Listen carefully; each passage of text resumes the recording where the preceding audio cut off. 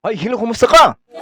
Guys, ito na guys ha, malunggay pandesal, pang negosyo recipe guys ha. Pang negosyo recipe natin tong ating malunggay ha.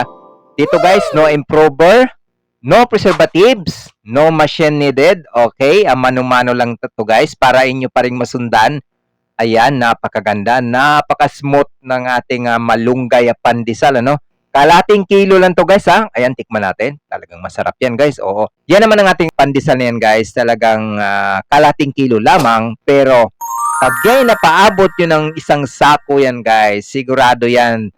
Doble-doble at hindi lang yan ang inyong kikitain. Okay? Napakaganda nito guys. Napakagandang recipe nitong ating malunggay pandesal. Sana inyo itong matry at inyo itong magamit at madagdag sa inyong pangnegosyo guys. Okay? Madagdag sa inyong paninda. Dahil itong ating pandesal, ano kaya sinadya ko to talaga nga mano-mano muna at hindi ko naglagay ng mga preservatives or improver. Ito titingnan nating mabuti. O kasi halimbawa pagkaluto nito tayo lang naman ang kakain. Para kung halimbawa naman kayo, kung kayong gagawa kung maramihan na, pwede naman kayong maglagay na. Okay? Nasa inyo na yan. Wala namang kaso yan. Pero dito kasi sa akin, kung karamihan naman kasi mga beginners, ito'y ginawa lamang pang merienda. Pero dito guys, napaka-healthy sa ating pandesal. Ano? Napakaganda. At ito'y napaka-low cost ng ating ingredients guys. O ayan ang ating malunggay flex. Okay? Flex guys ang inyong gamitin ha. Flex, wag yung powder kasi matutunaw lang sa tubig. Hindi halata. Yan, nilagay ko yan talaga. Sinasabay ko yan sa ating flour. Hindi ko sinasabay sa tubig kasi pag dun sa tubig, napapansin ko ang ating malunggay na masyadong lumalambot. Pag atin ng minamasa, nagkadurog-durog na siya halos. Pero yan talagang halos buo-buo ang mga flex dyan at kitang-kita dyan sa ating tinapay pag naluto. Okay? Ganyan lang guys ha, ang mano-mano, shout out para sa lahat ng kumuha ng ating sa ating mga recipe ano. Huwag kayong mainip guys pag hindi niyo nakuha. Minsan pa nga may nag-comment sa atin na kalahating oras o mag-iisang oras na siya nagmano-mano, hindi pa rin daw kuminis. Kaya sabi ko, tingnan yung mabuti ang ating procedure. Hindi ko kailangan yan na bugbugin ng ating dough. Ayan na may haluin mo lang talaga ng haluin yan. Hindi naman kailangan pwersahan dyan. Ganyan lang kabilis, ganyan lang kadali, o, di ba? Balibaliktad lang.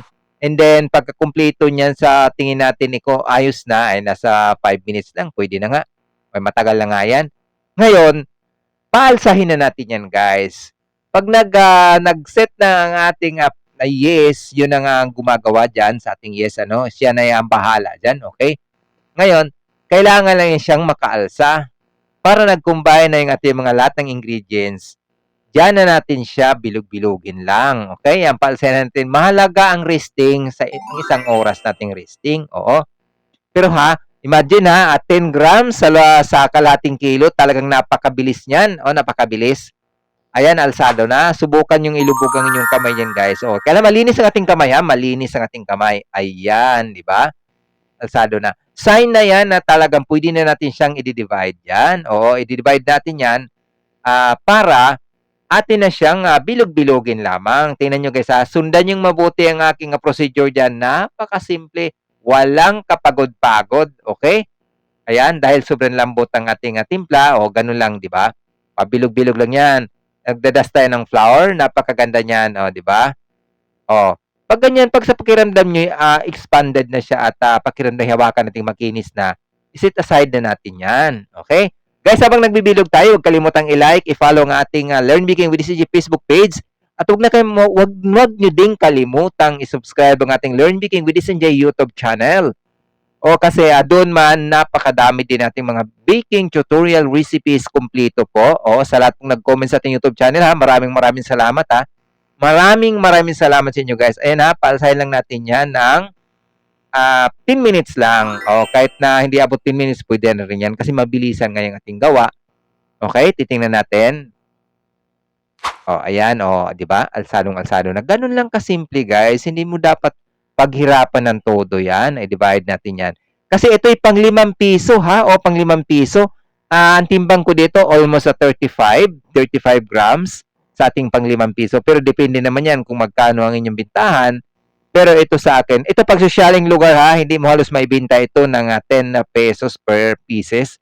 o sa masosyaling lugar. Pero dito sa pangkaraniwan lamang, pwede na yan 5 piso, mas maganda. Di bali guys, medyo magpresyo tayo kisa paliitin natin ang paliitin at mananatili tayong nakapako sa 2 piso natin. O, yan talagang maganda dyan. Huwag nyong bawasan halos huwag nyong paliitin, bagkus magdagdag kayo ng presyo para andyan pa rin yung ganda ng ating tinapay. Kasi sobra natin paliit, may habol natin 2 piso, halos ang liit na. O ang liit, pag pinapaalsa pa natin ng todo, wala nang laman ang loob. Okay? Ayan guys, sa pagpaalsa ng 1 oras, o ganyan lang kasimple. Ang ganda guys ng texture ng ating malunggay pandesal. Okay? Pag yan napaabot yung 1 sako guys, ang gawa niyan, ang ganda. Mai-total ninyo at pag nagpresyo kayo, huwag kalimutan talagang i-costing ang ating mga ingredients, ano? O para makikita natin talagang hindi lang triple ang ating nagiging buong binta dyan. Okay?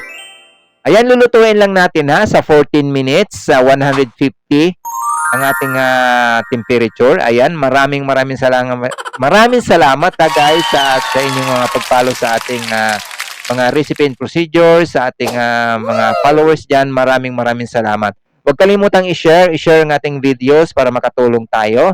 Ayan, titingnan natin. Happy baking!